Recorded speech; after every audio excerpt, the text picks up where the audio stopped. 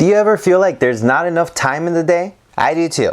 That's why I created 8.5 habits which will help you improve your life in only 5 minutes. Habit number 1, drink more water. Drinking more water isn't that hard at all. Just drink 1 more glass a day. It will help your mental performance, so it'll give you that cognitive boost, as well as it provides the energy so you can have a productive day. Studies have also shown it increases memory, concentration, and it even helps reduce anxiety. Aside from the mental benefits, it also helps with your physical performance. Habit number 2 is be grateful. This one might sound cheesy, but trust me, is one of the biggest hacks I found to help me be more happy, motivated, and productive. I recommend writing 3 to 5 things down that you're grateful for every day. I recommend doing them when you wake up because one, it kind of softens the day. You start off doing something easy. And additionally, being grateful will give you that motivation and drive to get through the day, to have a productive day, because then you feel, well, grateful.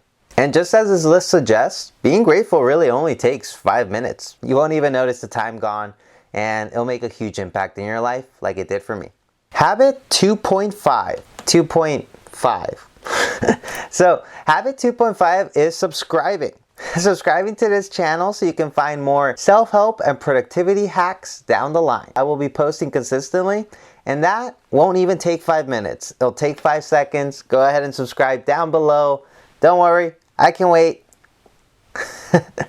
Hopefully you subscribe, but let's go back to the list. Habit number 3 is stretching. You might not notice it in the short term, but doing a 5-minute stretch daily will probably be one of the biggest changes to your life quality. And 20 years down the line, come back to my channel and let me know how thankful you are for not having a bunch of pain and aches. You'll actually feel pain-free. Habit number 4 is deleting apps. Go through your phone, delete all the apps that are a waste of time. I don't have time to go into detail as to why you should delete apps or why they're so addictive.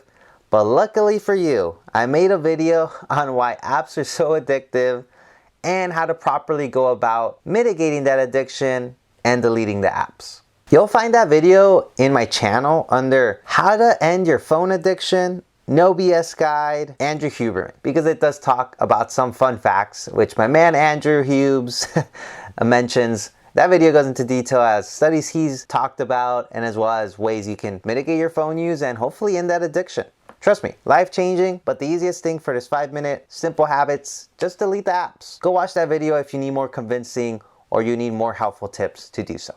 Habit number 5 is clean. And obviously being a simple habit, I'm not saying do a full day of cleaning, just a quick 5 minutes. I personally like to use Pomodoro when I study or work, which basically means I work for 40 minutes and take like a 5-10 minute break. For those 5-minute breaks, I usually like to clean around, just around the house or around my office. It's something simple. You pick things up off of the floor, you wipe down the desk, and you put things away. This will just help keep everything nice and tidy, and it won't feel like a chore. Because the reason we hate doing things like cleaning is because it takes so long, but those 5 minutes will go by really quickly, and it'll ensure that you keep your space clean. Doing those little tiny 5-minute cleaning sessions, they'll add up to the point where your place is clean after a lot of those sessions.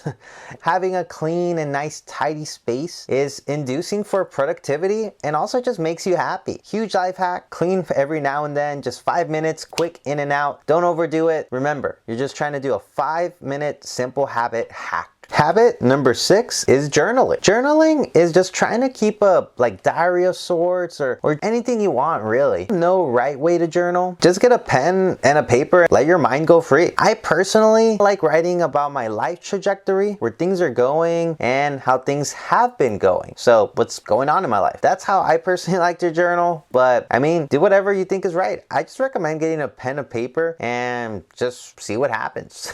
Don't overthink it. Don't have a plan. Just dive right in. Habit number 7, read a book. When it comes to reading, you might be thinking, hey, 5 minutes is way too little. But the thing is, when it comes to reading, there's 2 types of people. People who already read, and if you're that person, I mean, you're already doing it, so no need for this habit.